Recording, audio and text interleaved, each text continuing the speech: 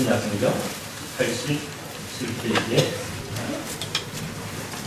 한 절 읽고 여러분 한 절 읽고 나누어 듣도록 하겠습니다. 여섯째 달에 천사 가브리엘이 하나님의 보내심을 받아 갈릴리 나사렛이라는 동네에 가서 너희의 자손 요셉이 아는 사람과 야곱의 자손에게 그 주의 이름은 마리아라. 그에게 들어가 이르되 흉내를 받은 자여 평안할지어다 주께서 나와 함께 하시도다 하니 천사가 그 말을 듣고 놀라 일어나서 자기가 생각하네.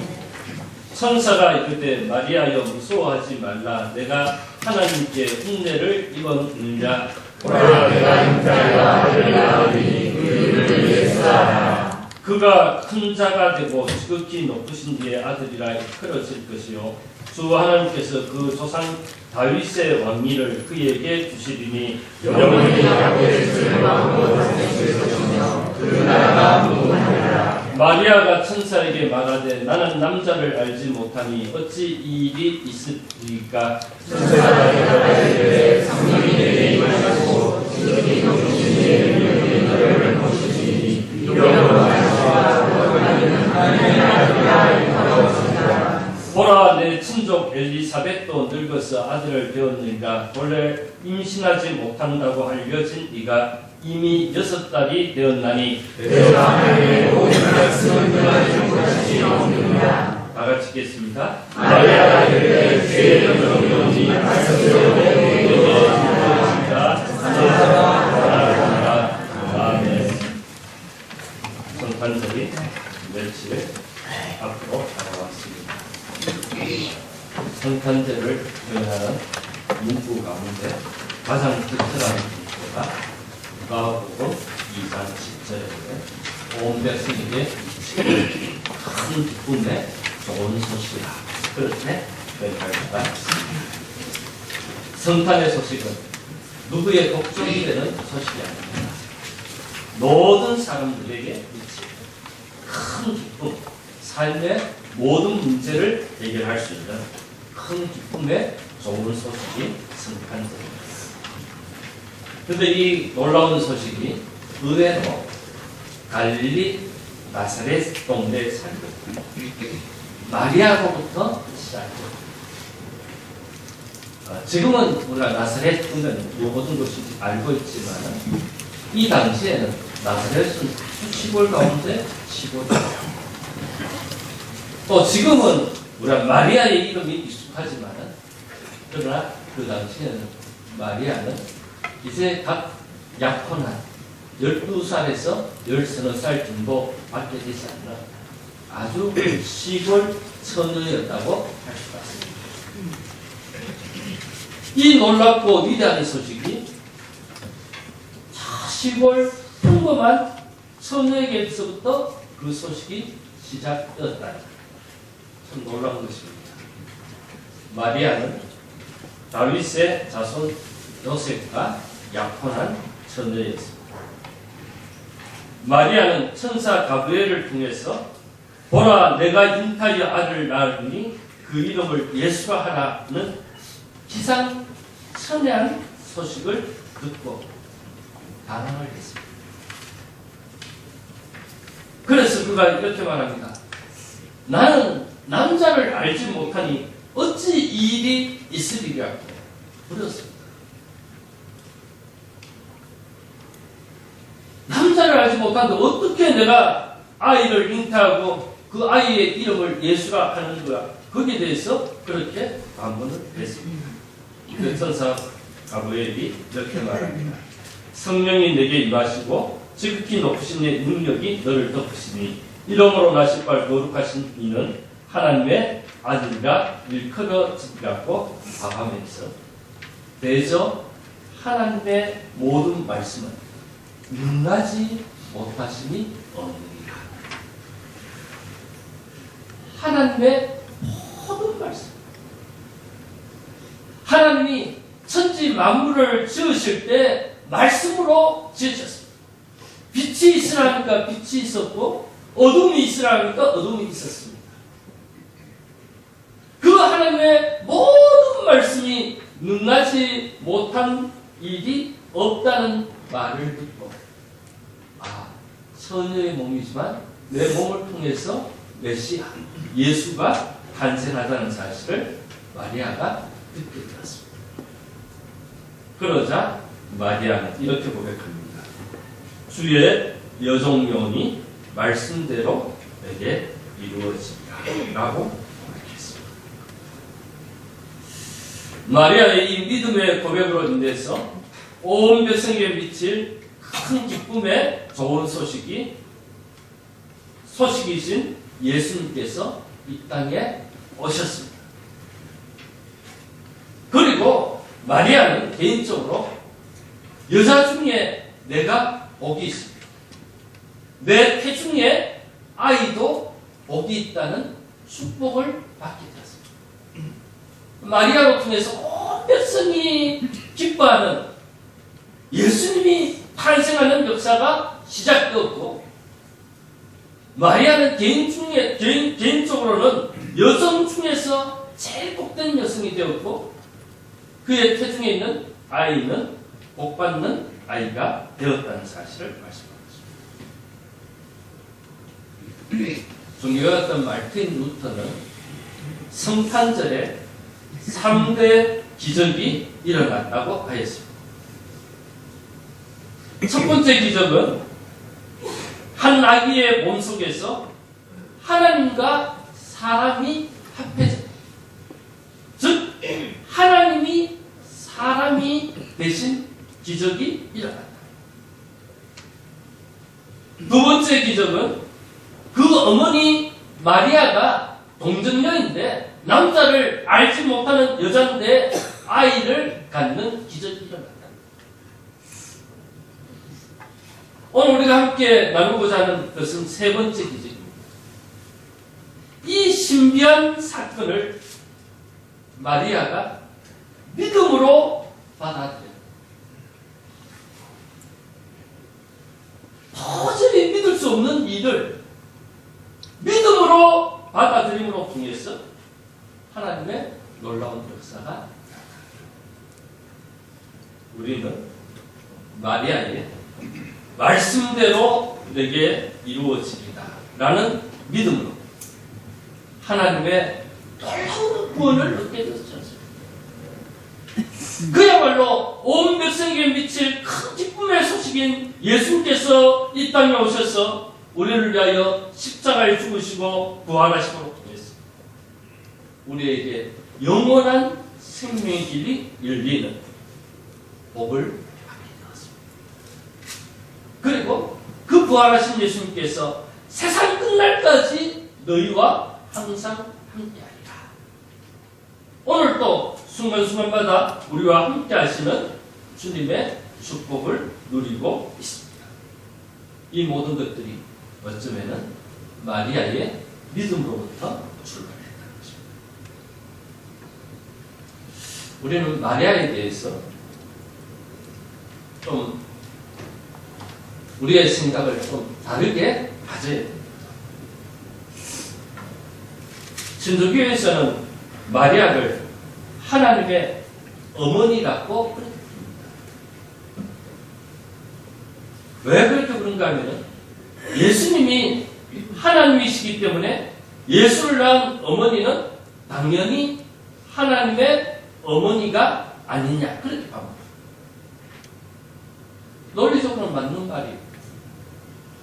예수님이 하나님이신데 그 예수님을 낳은 어머니가 하나님의 어머니가 되는 것이 맞지 않느냐. 논리적으로 맞는데 그 논리를 갖고 자기 자신들의 조건을 유지하기 위한 수단으로 사용해요. 그래서 마리아를 마치 신처럼 높입니다. 우리는 유일하게 예수 그리스도의 이름으로 간구하지만 천주교에서는 예수 그리스도 이름 내에 마리아를 의지해서 구할 수 있도록 길을 열어왔습니다. 그러하기 위해서는 마리아의 신성을 강조해야 합니다. 그래서 1854년에 요한이 선포를 합니다. 마리아는 태어날 때부터 원죄가 없었다. 우리가 죄의 삭은 사망이라고 합니다. 죄를 갖고 온 사람들은 모두 다 죽어야 되는데 마리아가 원죄가 없다고 주장하니까 또 1950년에 마리아는 죽지 않고 부활했다. 하늘로 승천했다. 교리를 만들어냈습니다. 천주교에서 말하는 마리아에 대한 교리는 잘못되었습니다. 성경적이 아닙니다. 종교개혁을 할 때 마리아의 천주교의 이 잘못된 것에 대해서 반발하다 보니까 그 마리아에 대해서 우리 개신교에서는 너무나 경시하고 격화시켜 버렸습니다. 그래서 우리가 알아야 될 것은 마리아를 신격화해서 숭배하는 것도 잘못이지만 또 마리아를 너무 경시하고 격화시키는 것도 잘못이라고 할 수 있습니다. 그래서 오늘 말씀에 결론적으로 말씀드리면 이러합니다. 마리아는 우리가 똑같은 연약한 인간, 우리가 똑같이 예수 그리스도의 보혈로 구원함을 받아야 될 백성입니다. 그러나 그의 말씀에 대한 절대 순종하는 믿음은 우리가 반드시 받아야 합니다. 마리아는 우리가 똑같은 인간이었지만 그가 하나님의 말씀에 순종함으로 통해서 그로 통해서 온 백성에게 미칠 큰 기쁨의 좋은 소식이 시작되었다. 오늘 우리도 마찬가지입니다. 우리 이 험악한 세상을 살아갈 때 우리도 연약한 존재입니다.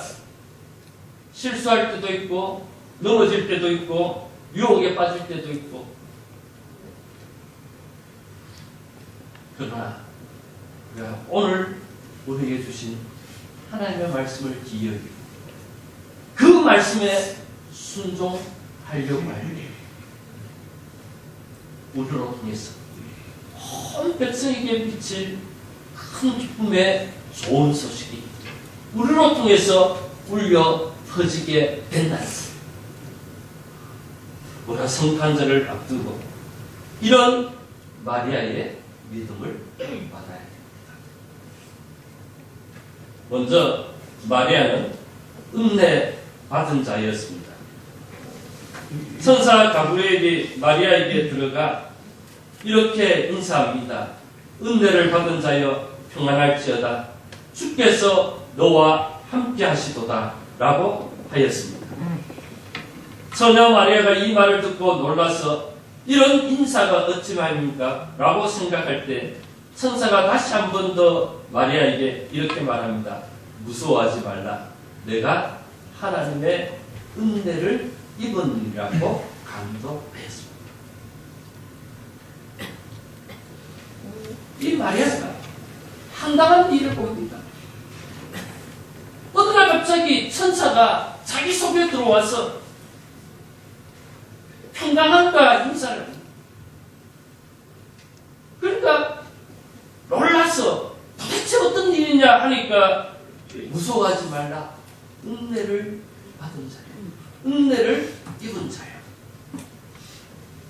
그리고 오늘 이런 말을 합니다. 보라 내가 잉타하여 아들을 낳으니 그 이름을 예수라 하라고 알려드렸습니다. 온 백성에 미칠 큰 기쁨의 좋은 소식인 예수의 탄생이 시작되었습니다. 바로 우리는 이 순간을 수태고지라고 부릅니다. 물론 수태고지의 중심은 하나님의 아들이 한 여인의 몸을 빌려서 인간으로 이 세상에 오신 것에 초점을 맞추어져 있습니다. 그러나 그러한 하나님의 놀라운 구원의 역사에 약혼한 처녀 마리아가 쓰임을 받았다는 사실도 우리는 간과할 수 없습니다. 이 소식을 들은 마리아는 그 경외함과 놀라움의 공포에 떨 수밖에 없었습니다. 그러자 천사는 마리아여 무서워하지 말라. 내가 하나님의 은혜를 입으니라고 재차 강조하였습니다. 하나님께서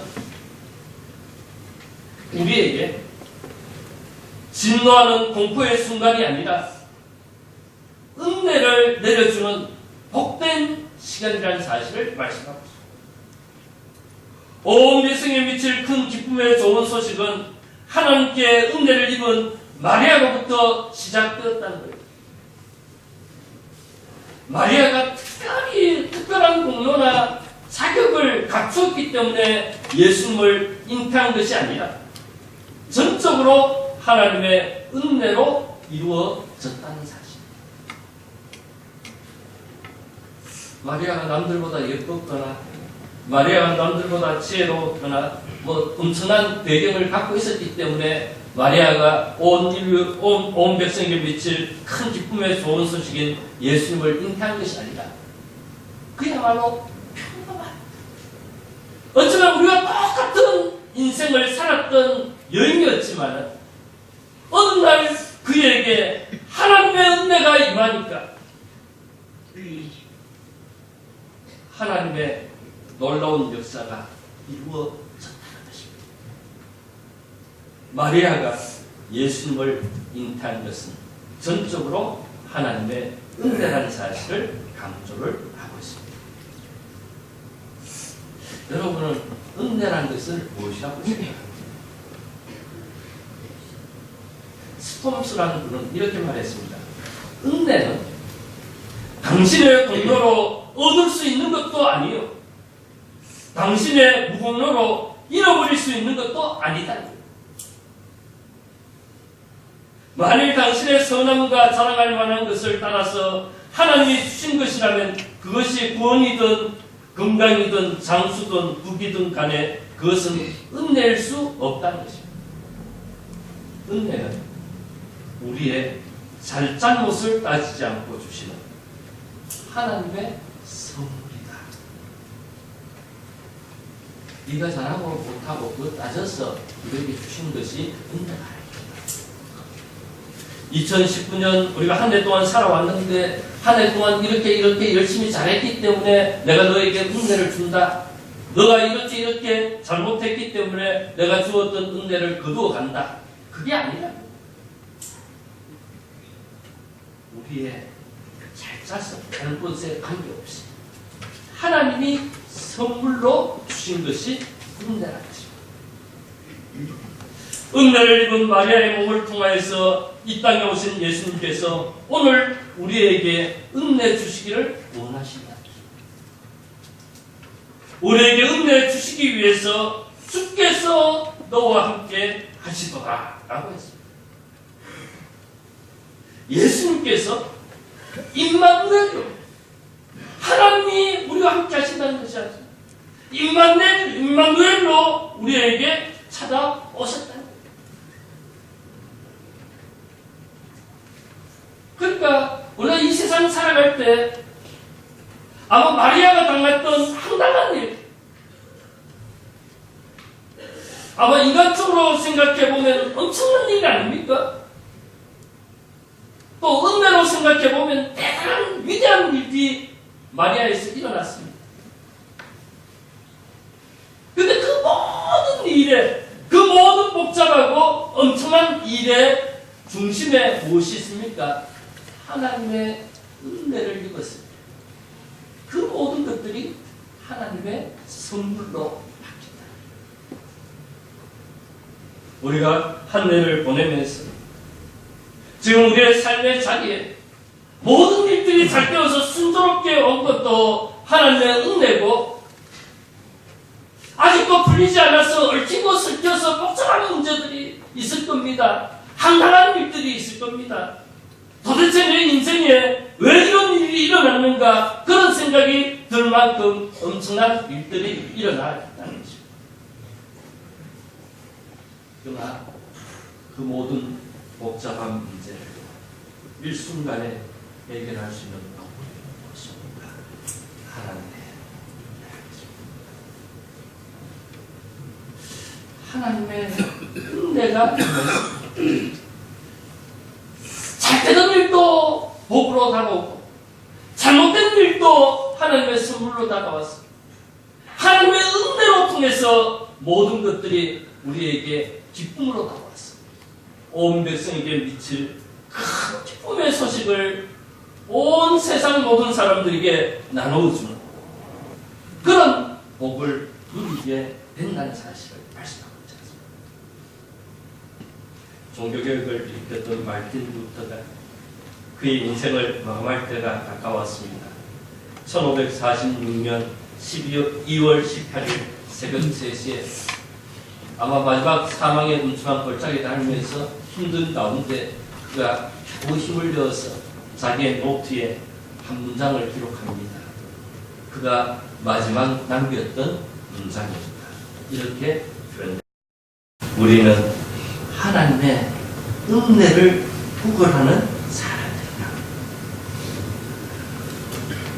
루터가 그렇게 살았다.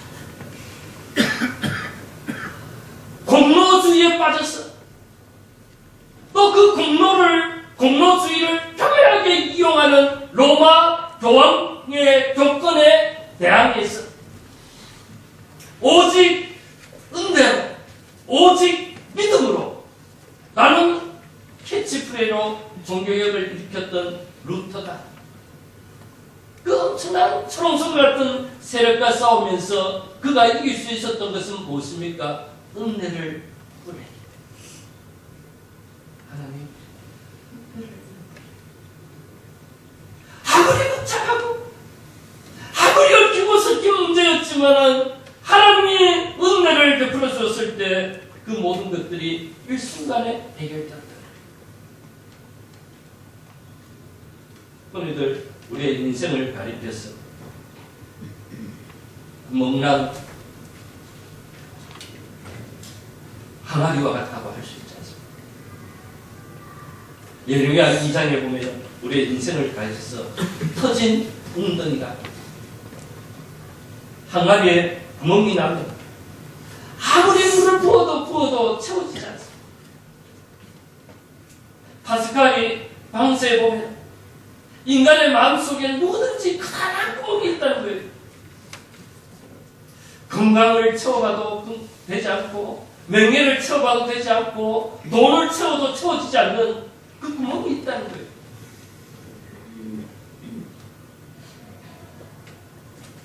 (2001년인가요) 그때 상영된 영화 가운데 닮아야 놀자라는 영화가 있습니다. 그 보면 족복들이 경찰의 추격을 피해서 깊은 산속 산사로 숨어듭니다. 그 주지를 만나서 우리가 여기 좀 숨어 있을 테니까 도와달라고 그러죠. 그러니까 주지가 말을 합니다. 내가 숙제를 하나 낼 테니까 너희들이 이 숙제를 풀면은 내가 그 숙제는 뭡니까? 항아리 하나를 내어봤습니다. 그런데 그 항아리에는 구멍이 뚫려져 있습니다. 거기에 물을 채우라. 족국들이 모든 수단을 다 동원해서 물을 채우려고 하는데 껴진 항아리이기 때문에 구멍난 항아리이기 때문에 그게 채워지지 않지 않습니까? 그러다가 어느 날 한 족국 항아리를 불고 튀기 시작합니다. 어디로 갑니까? 연못으로 갑니다. 그리고 그 항아리를 연못에 집어넣습니다. 그 어떻게 됩니까? 그 구멍난 항아리에 물이 채워지지 않았습니다. 사랑하는 성도 여러분, 어쩌면 우리는 구멍난 항아리와 같은 인생을 살아갑니다. 우리가 참된 평화를 누리기 위해서, 참된 안식을 누리기 위해서는 어떻게 해야 됩니까? 하나님의 은혜의 바다에 나를 담그면 돼요. 나를 위해서 예비하신 예수님의 은혜의 샘물에 나를 담그면 돼요. 마리아가 엄청난 일을 했지만, 엄청난 일이 자신에게 다가왔지만은, 그러나 하나님의 은혜를 입었을 때, 그 엄청나고 황당한 일이 온 백성에게 미칠 큰 기쁨이 되지 않았습니까? 오늘 우리가 당하고 있는 어떤 문제도 마찬가지입니다. 여러분의 인생에 어떤 일이 일어났든지 이제 우리가 하나님의 은혜를 구해야 할 때, 하나님의 은혜를 입을 때 하나님께서 우리로 하여금 온 백성이 기뻐하는 놀라운 역사가 일어날 줄 믿으시기를 바랍니다. 아멘. 마리아는 말씀대로 이루어지기를 믿었습니다. 천사 가브리엘은 마리아가 잉태한 예수님에 대해서 이렇게 말합니다. 그가 큰 자가 되고 지극히 높으신 이의 아들이라 일컬어질 것이요 주 하나님께서 그 조상 다윗의 왕위를 그에게 주시리니 영원히 야곱의 집을 왕으로 다스릴 것이며 그 나라가 무궁하리라고 하였습니다. 그러자 우리 마리아가 나는 남자를 알지 못하니 어찌 이 일이 있으리까라고 반문합니다. 천사는 성령이 내게 임하시며 지극히 높으신 이의 능력이 너를 덮으시리니 이로 말하신 바 거룩한 이는 하나님의 아들이라 일컬어지리라고 대답했습니다. 인간의 생각으로 남자를 알지 못한 처녀의 몸으로 아이를 잉태하는 것은 불가능한 일이지만 하나님의 능력으로 가능하다는 말씀입니다. 특히 그 나실리는 하나님의 아들이기 때문에 더 큰 하나님의 능력이 입었다고 하셨습니다.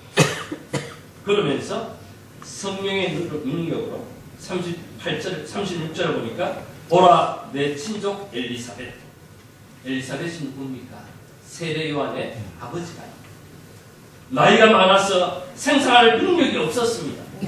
그러나 성령의 능력으로 아들을 배웠는데 벌써 6개월이 되었다는 사실.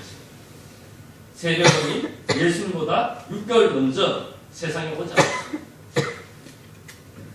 하나님의 말씀의 능력이 이 엘리사벳으로 통해서 아이를 갖게 한 것처럼 너에게는 더 크고 놀라운 역사가 일어나서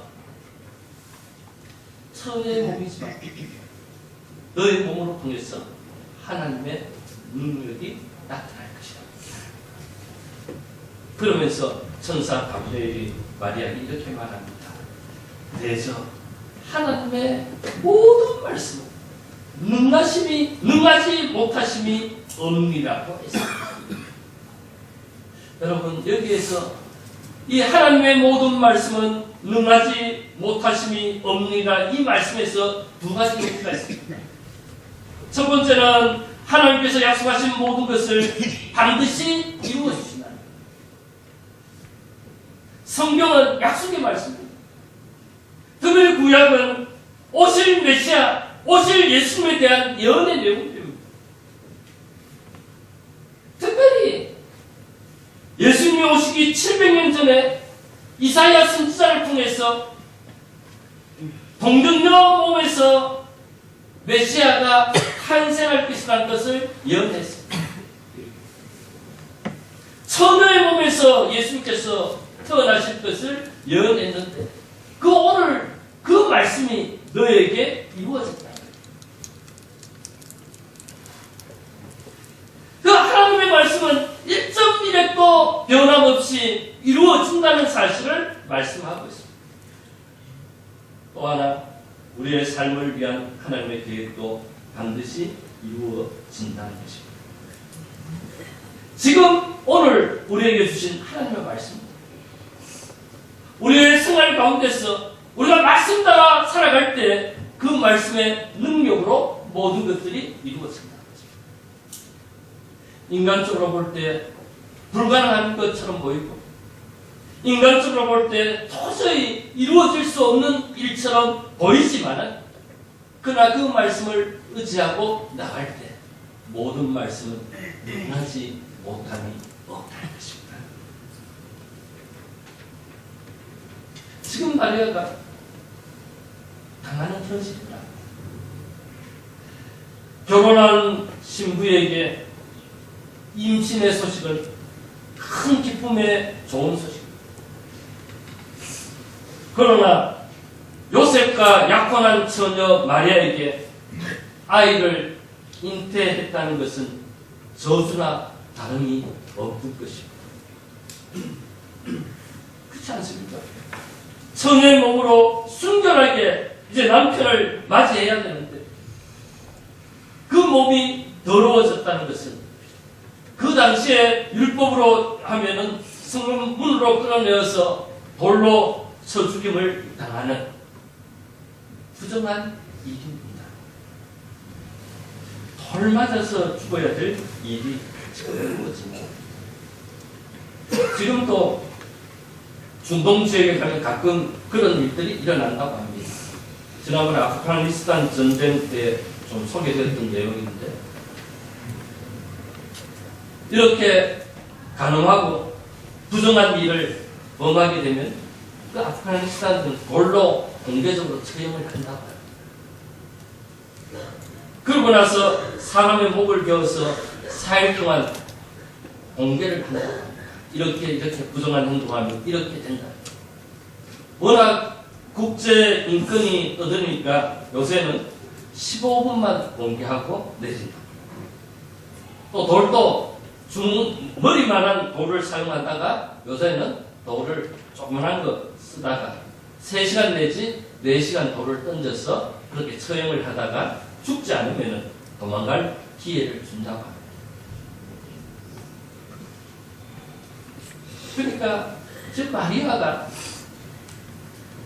처녀의 몸인데 아이를 잉태했다는 것은 도저히 있을 수 없는 일이었지만은 마리아는 대저 하나님의 모든 말씀은 능하지 못하심이 없음을 믿었습니다. 그래서 그는 주의 여종요원이 말씀대로 내게 이루어지리라고 고백했습니다. 마리아는 자신의 생명과 자신의 모든 것을 걸고 말씀에 순종할 것을 결단하였습니다. 이게 우리의 신앙의 고백입니다. 성탄절을 앞두고 우리가 고백해야 될 것이 바로 이것입니다. 이 땅에 오신 예수님은 말씀에 약속하신 대로 하나도 빠짐없이 이루어져서 이 땅에 오셨습니다. 그리고 오늘 우리에게 말씀하십니다. 우리가 매일 삶 가운데서 그 음성을 듣고 그 말씀을 기억하고 그 말씀대로 살아갈 때 우리가 볼 때는 불가능한 일처럼 보이고 우리가 볼 때는 손내보는 것처럼 보이고 우리가 볼 때는 할 수 없는 것처럼 보이지만 그러나 그 말씀이 모든 것을 능하게 하심을 믿으시기를 바랍니다. 우리가 이 말씀을 이렇게 믿을 때 우리로 통해서 온 백성이 미칠 큰 기쁨의 좋은 소식이 전해진다. 말씀에 순종해야 돼. 말씀을 아는 것이 중요한 것이 아닙니다. 말씀 앞에 결단하는 겁니다. 주의 여종요원이 말씀대로 내게 이루어지리라. 이 마리아의 고백을 종교개혁 같은 칼빈은 이렇게 말합니다. 어쩔 수 없이 마지못해서 천사의 말을 받아들이는 태도가 아니라 그렇게 되기를 간절히 영원한 마음으로 받아들였다. 주님이 말씀하십니다. 억지로 그렇게 한 것이 아니라 마리아가 감사하고 기쁨으로 나같이 비천한 여정을 통해서 온 백성이 미칠 큰 기쁨의 좋은 소식이 전달된다는 사실에 감사해서 지금 지금 내가 돌을 맞아서 죽든지 뭐를 하든지 어떤 이 불이익을 당하든지 상관이 없다는 거예요. 하나님의 말씀에 순종했을 때 그로 통해서 놀라운 위대한 하나님의 역사가 이루어졌다는 것입니다. 성탄절을 앞두고 우리가 살아야 될 삶의 원리가 이겁니다. 연약한 인생입니다. 하나님의 은혜가 아니고서는 살아갈 수 없는 존재. 우리는 늘 하나님의 은혜를 구걸하는 삶을 살아야 합니다. 어떠한 어려움을 당하고 있다 할지라도, 어떤 관계에 복잡한 일을 겪고 있다 할지라도 상관이 없습니다. 하나님의 은혜만 있게 되면 모든 것들이 순식간에 해결될 줄 믿으시기를 바랍니다. 아멘. 또 하나, 우리가 이 험악한 세상 가운데서 세상이 우리의 삶의 기준이 아니라, 돈이 우리의 삶의 가치가 아니라, 하나님의 말씀이 내 삶의 기준이고 가치란 사실. 말씀이 가라고 하면 가고, 말씀이 멈추라고 하면 멈추고, 하나님의 말씀이 하라고 하면 하고, 하나님의 말씀이 하지 말라고 하면 하지 말 때, 그 말씀으로 통해서 하나님의 놀라운 역사가 나타날 뿐만 아니라 이 말씀에 순종하는 나로 통해서 온 백성에게 미칠 큰 기쁨의 좋은 소식이 전해짐을 믿으시기를 바랍니다. 아멘.